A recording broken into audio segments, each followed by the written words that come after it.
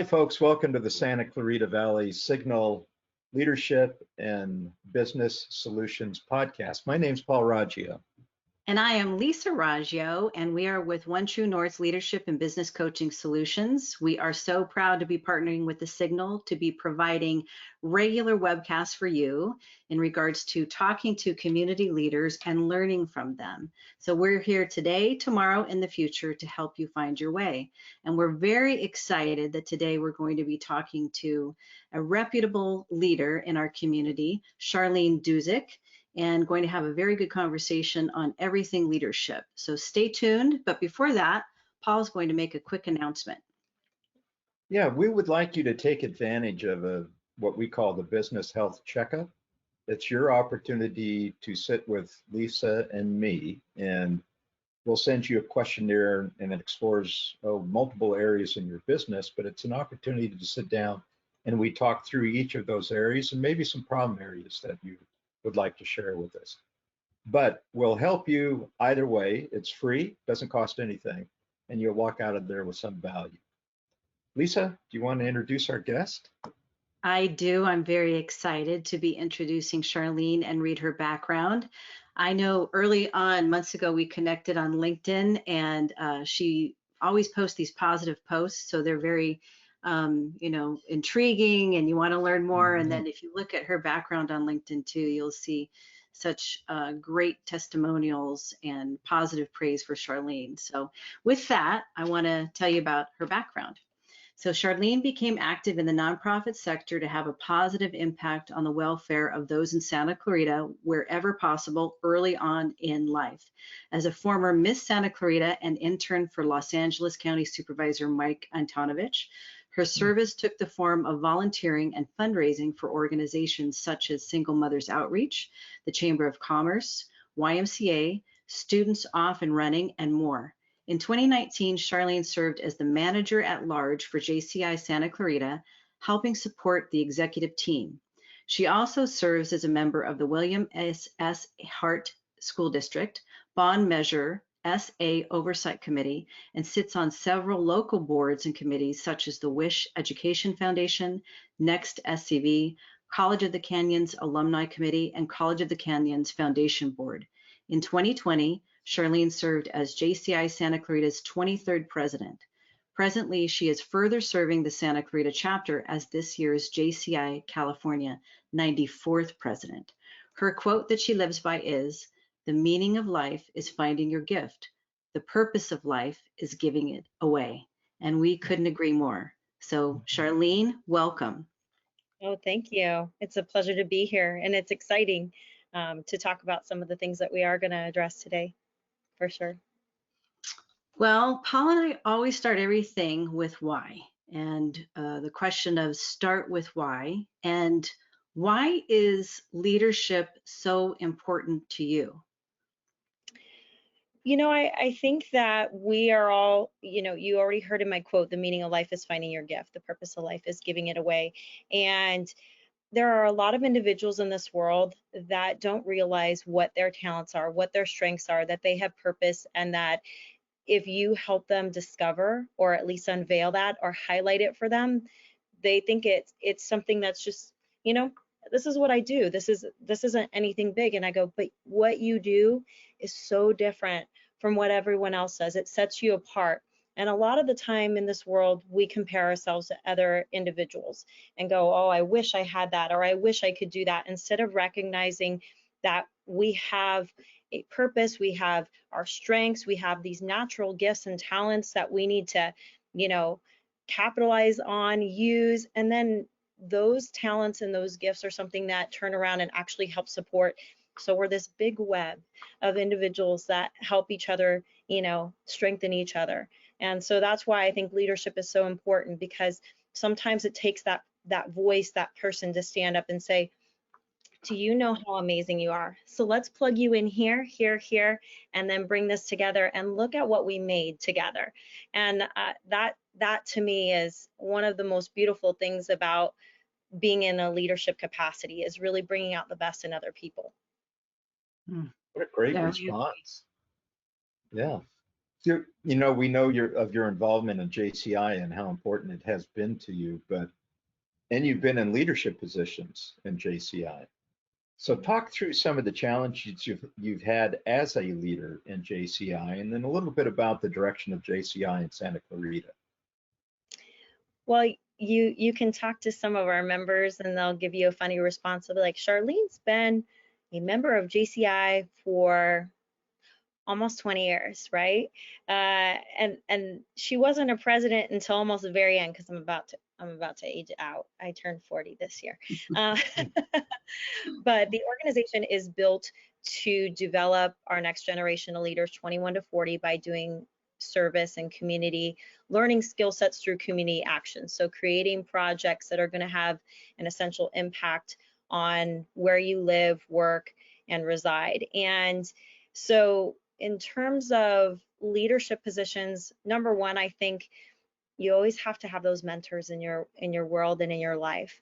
And if I look back, I can name everybody. When you look at the Jenny Ketchapaws and you look at Jason and April Price, and I bring up those names, and I know a lot of people may not necessarily know who they are, but they, even Debbie Holbrook, we look at a lot of that leadership who had that impression, and they have those one-liners that really resonated with you. One of our old chapter presidents is Debbie Holbrook, and her thing was grow by one is success, right? We always try to measure ourselves up to being this high aptitude level when we don't realize that some of that nominal growth in life, just it's little by little by little. But when you look at it from stepping back and afar, you're like, wow, we did really an incredible and amazing job. And then I have another good friend from JC's. He always used to say, if it's not fun, it's done, right? So you have to look at everything that you get involved and try to find the fun and excitement and enthusiasm, because that positivity drives other people. Jenny Ketchapaw is one of those people that talked about, you are unique. Look at that. And if you ever want somebody to be your positive strength, you go, hi, Jenny, can you tell me like what's great in this world, what's great in this day? And she's just one of those people that like always uplifts the day. I keep bringing up these names, but they're just little snippets that you take from each of them, and they resonate with you the rest of your life, so that your hope is that those gifts that somebody else gave to you, you can turn around and have that same impact and impression on someone else. So JCI has been here for years. Our former mayor, Cameron Smythe, was one of the originators when we restarted JC's up here locally. And, with that intent of having that community impact. So we've had a long lasting history. There used to be the New Hall JCs, in which some of our Bruce Fortine, on the College of the Canyons, former board member, was part of our New Hall JC starting this up. But always the organization was an intent to impact the local community. And we've done that over the years. The reason that I got back involved is, for a period of time, I think everything in life goes through life cycles, and you have your ups and downs in organizations, and they start to disappear. And I jumped back and got involved from a very good friend of mine named Shauna Kreiner, who said, hey, what are you doing? I need a little bit of help. And I said, well, at the time my kids were little, and I said, as long as I can do it from afar. So I was involved in marketing for JC's, and then sat there and just kept trying to be more of a mentor and a guide for folks coming in the door. And at some point, we didn't have the next set of leaders, and I said, you know what, we need to go back to our foundations. And that's like when you start to have those down cycles, going back to those basic foundational premises that help an organization thrive or an individual thrive. So we did that last year in a pandemic, and we grew. And it was really about relationship engagement and foundation. And we're hoping to replicate that on the state level and grow even more so, not just on a local level, but keeping that positive impact by growing other chapters and getting other young people involved in the organization. I'm so glad that you brought up those names, Jenny Ketchapaw, Debbie Holbrook, because I'm so lucky that to be included as a founding member of Women Empowering Women in Leadership. Those are 2 founding members as well. And the collaborative, Women Empowering Women in Leadership Collaborative, is empowered by One True North. We're the host of that. And so they, with about 6 other women, have really looked for ways in which our community can focus in on developing women empowering women in leadership. And I couldn't agree with you more in regards to what it is that you have provided for a description of both of those women. They've been a force, a positive force in regards to our collaborative. There's so much to unpack with what you said. I mean, we could go in so many directions. And so in honor of Women's History Month, since we'll be able to release this still honoring that month, we want to ask you a few questions that may be pointed in regards to women in leadership and multi-generational. So in regards to women leaders, what do you think is one of their greatest challenges / opportunities? Because where there is a challenge, there is also an opportunity. What is something that you think is a great challenge or opportunity for our women leaders to be growing into right now? Okay, challenge and opportunity. You know, I think they're that, one and the same thing. So when you answer one, it's also an opportunity. well, I have been in a couple of different male dominant environments, and I love, it's actually almost kind of fun when they quiz you. And they don't think that you're going to come with an arsenal of being prepared. And when they start to realize that you not only prepared for this, but you came with a vision and a plan of action, I think proving people wrong or pleasantly surprising them at your capabilities, and don't get offended by it. And I think that that's an opportunity, is the instead of looking at the fact that you're being challenged, look at it as an opportunity to prove someone that you are more than capable. And you know, I appreciate that you didn't think I was able to do this, but I'm going to bring something to the table that you've never seen before, and I want to give you the opportunity to see what not just myself, but all these other women can bring to the table too as well. So I love the book, The 4 Agreements. I'm sure both of you have been on that, but one of the things is like, you know, basically don't make assumptions and don't take things personal, right? And so I think that that is one of the greatest things as a woman, is that if you can harness those moments where it's frustrating because you're being questioned because of, you know, your gender, you look at it as, you know what, it's okay that you see it that way, but let me show you what I can do. And you're going to be pleasantly surprised, and we're going to take you to a new level if you're open to it. And if you're not, then there's always more opportunities out there for people that are going to appreciate my capabilities. Mm-hmm. Agreed. Boy, that's great coaching advice for women emerging as leaders in any organization, whether it be businesses or sports events, anything like that. We'll share with you, we're a multi-generational family. Our parents both are still alive. They're in their 90s, and we have family members going down to less than a year old. And so, and all of us are passionate about leadership or discussions regarding leadership. But you serve on the VIA Leadership Committee, and you know, one of the things that really attracted us to you, and hopefully you to us, is that you have this ability to bridge these multi-generations in terms of connectivity when it comes to leadership. So you may not have heard of Vince Lombardi, but I'm a big Vince Lombardi fan, was one of the best football coaches of all time.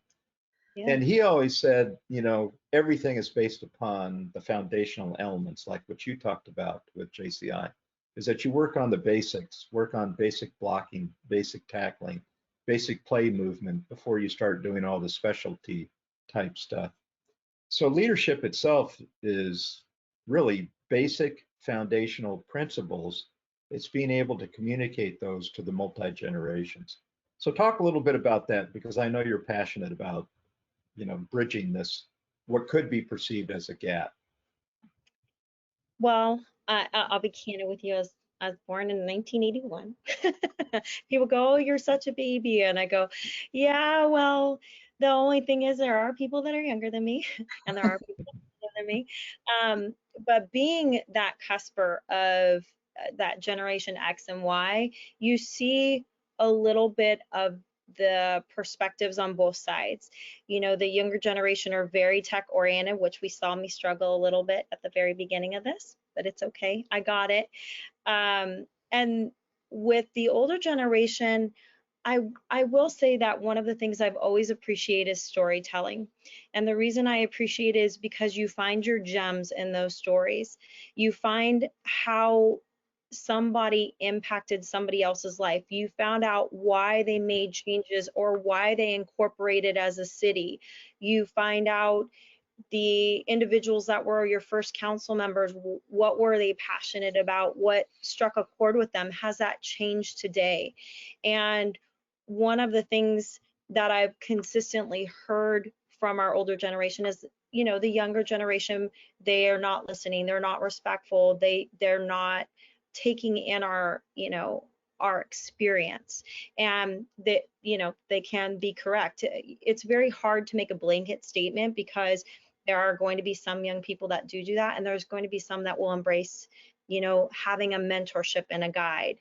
And on the flip side, you've got, the younger generation saying, "Oh, they don't appreciate me. They tell me what to do," and at the same time, don't realize that what kind of upbringing, what kind of lifestyle, and how they were led as a younger generation, and what they've accomplished and what they've seen.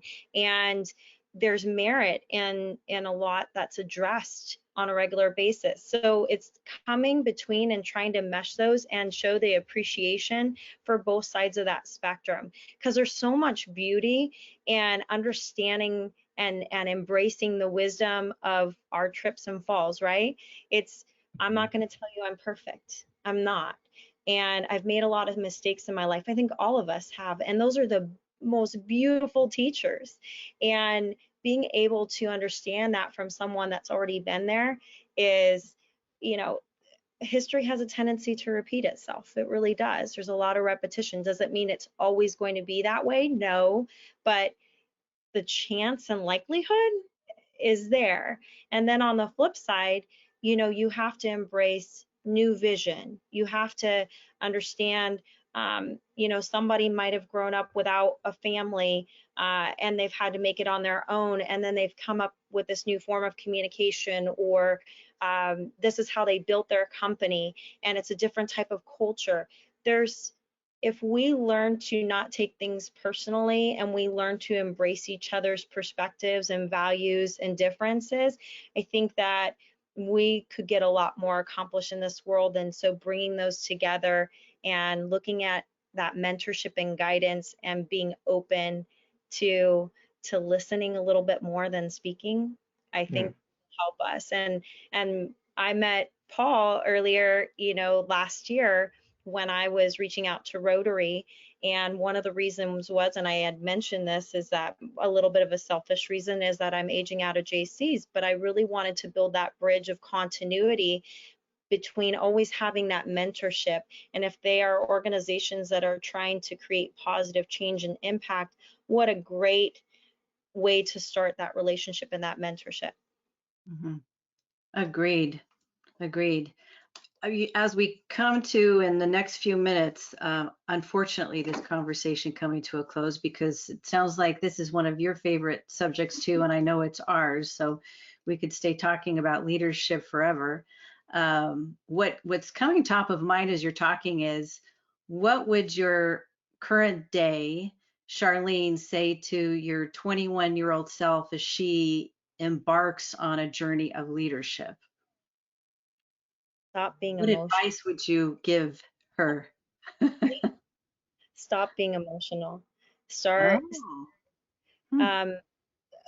I think when you are younger, you feel like someone is always looking over your shoulder and trying to correct you and not valuing your perspective, when a lot of the time, sometimes people are just asking questions. we uncovered that last year was the first year that we embraced kind of the culture in our organization of get uncomfortable and have those difficult conversations. You know, the West Coast, and I'm gonna, this is a blanket statement, it's not true for everyone, but the West Coast is notorious for, oh my gosh, I love that dress, and they walk away and I say, I can't believe she wore that. Instead of saying, you know, I think you might want to wear something a little bit more appropriate, and I'm using that as an analogy, but we don't have those uncomfortable conversations, and obviously they're a lot deeper than what clothes you're wearing. But last year was the first time that we really had those conversations, and one of our members and myself said, we communicate very differently. When she asks a question about our finances, you know, I have a tendency to be like, what, you don't think that I know my stuff? I've been doing this for 30 years. And I had to be very reflective. So the two big things is don't be emotional and be reflective. Were you a part of the solution or were you a part of the problem? I had a very good mentor who was my boss at the YMCA. When I had some conflict with an individual on staff, she goes, so were your actions, did it help you get to where you wanted to be? And you know, of course, the answer was no.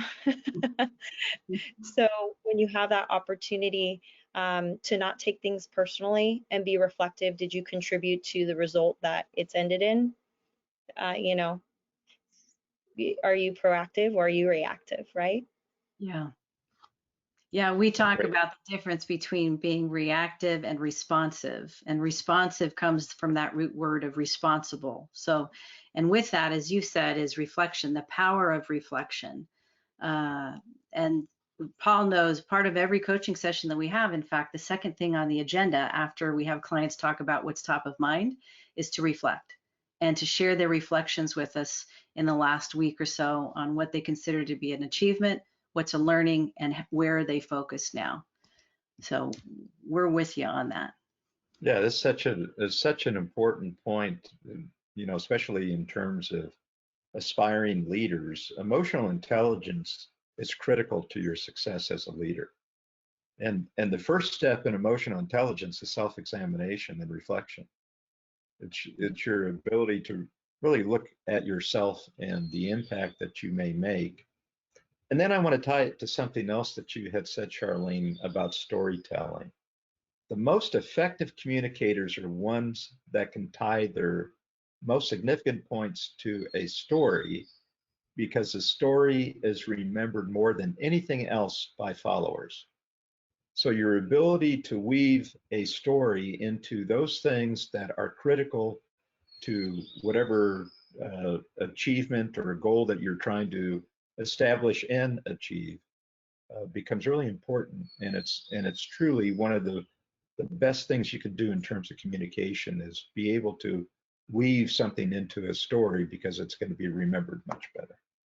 Absolutely. Absolutely. Yeah. You call those gems. I love that. Yes. Those are the Yeah. gems, those takeaways. Well, how can people find out more about JCI and get involved? So you can, if you're locally in Santa Clarita, you can go to jcisantaclarita.com. Our local president is Daniela Chaz, and she is more than happy to help. Brittany Barlog is the membership director, and both of those young ladies are very enthusiastic and would love to have your help.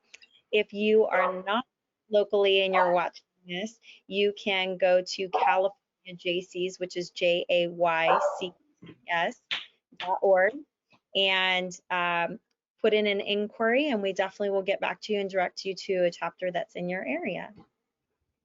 That's excellent. Thank you. We know people are going to want to hear that and look it up and get involved. And we've really appreciated what they do in our community and know their influence nationally and globally as well. So it's a great organization to get involved with. And we support you in your leadership and your journey very much, and excited to see you grow, learn, grow, lead. Continue to do that. Absolutely. Yeah. Hey, before we close out, I want to mention an opportunity for Santa Clarita Valley Chamber of Commerce members.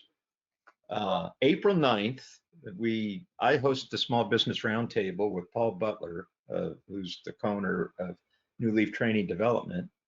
And on April 9th, we have Mayor Bill Miranda coming in, and the subject's going to be on leadership. And we facilitate this discussion with him, with those that want to engage in the roundtable. And it's truly a great opportunity for business owners and or leaders in our community to join in. It's for a non-attribution. You can talk about issues that you have, even issues that you may have with leadership. You get great advice from the table itself, and you'll walk away from there with a lot of value. So it's April 9th, 7:30 to 9 a.m. Bill Miranda is the headliner for this upcoming event. We want you there. If you aren't a chamber member, you ought to consider joining. I mean, the chamber here really does have a number of value-added programs that you can take advantage of. Yes, and you can go to the chamber and look at their events page and sign up and learn more there regarding that event. And then we encourage you to go to onetruenorthcoach.com. That's our website. We have a COVID-19 resource page that we've developed and we continue to add to, with information, videos, articles that we think are really helpful for business owners and organizational leaders as they navigate through COVID, pre, during, post. And then we also have a vlog page where you'll see this conversation is going to be on there, other conversations that we think are highly value added, articles. Look at our One True North Facebook page, LinkedIn page. We're here to serve and help you find your way.